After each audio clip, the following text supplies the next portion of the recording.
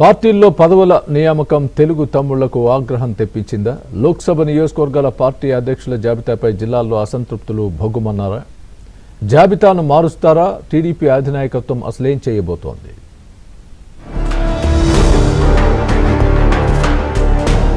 లోక్సభ నియోజకవర్గాల పార్టీ అధ్యక్షులపై టీడీపీలో అసంతృప్తి మొదలైంది.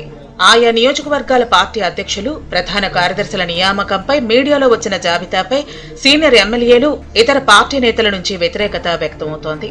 పల్లా శ్రీనివాసరావుతో పాటు ఇతర పార్టీ కీలక నేతలకు టీడీపీ కేంద్ర కార్యాలయానికి అనేక మంది ఫోన్లు చేసి అభ్యంతరాలను వ్యక్తం చేస్తున్నారు. తమ అభ్యంతరాలను చంద్రబాబు దృష్టికి తీసుకువెళ్లాలని కూడా కోరుతున్నారు. పార్టీ కేంద్ర కార్యాలయంలో ముఖ్యమంత్రి చంద్రబాబు వద్ద జరిగిన భేటీలో జాబితాకు ఆమోదముద్ర వేశారు. అయితే పార్టీ నేతల స్పందనను తెలుసుకోవాల్సిన అవసరం ఉందని, జాబితాను అధికారికంగా ప్రకటించవద్దని చంద్రబాబు ఆదేశించారు. అయితే ఈ జాబితాపై అభ్యంతరాలు వ్యక్తమవుతున్నాయి. శ్రీకాకుళం పార్టీ అధ్యక్షుడిగా మోదవలస రమేష్ నియామకంపై అక్కడ ఉన్న కొందరు నేతలు అభ్యంతరం వ్యక్తం చేశారు.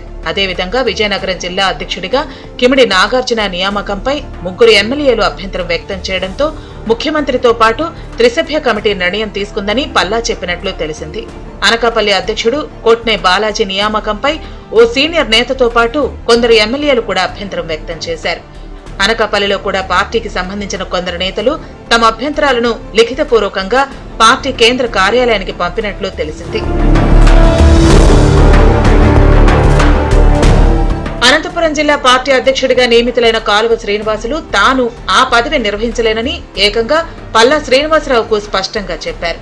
రాయదుర్గం ఎమ్మెల్యేగా ఉన్నానని, తాను ఆ పదవి నిర్వహించలేనని, అనంతపురం పరిధిలో సీనియర్ నేతలు ఉన్నారని వారికి అప్పగించాలని శ్రీనివాసులు సూచించినట్లు తెలిసింది.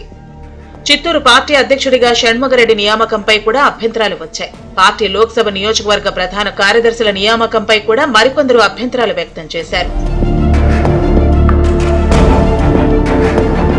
పార్టీ అధ్యక్షుల నియామకంలో కులాలు, ఇతర రిజర్వేషన్లు చూడటం ఏంటని పార్టీ సీనియర్ నేతలు బహిరంగంగానే వ్యాఖ్యానిస్తున్నారు. నిబద్ధత, విధేయత అర్హతలుగా ఉండాలే కానీ రిజర్వేషన్లతో పార్టీ దెబ్బతింటుందని పొలిట్ బ్యూరో సభ్యుడు ఒకరు బహిరంగంగానే వ్యాఖ్యానించారు. ఎమ్మెల్యేలు, ఎమ్మెల్సీలు, ఇతర నేతలకు రిజర్వేషన్ల పేరిట పదవులు అప్పగిస్తే ఒక్కొక్కరికి 3 పదవులు ఎలా ఇస్తారని మరికొందరు ప్రశ్నిస్తున్నారు.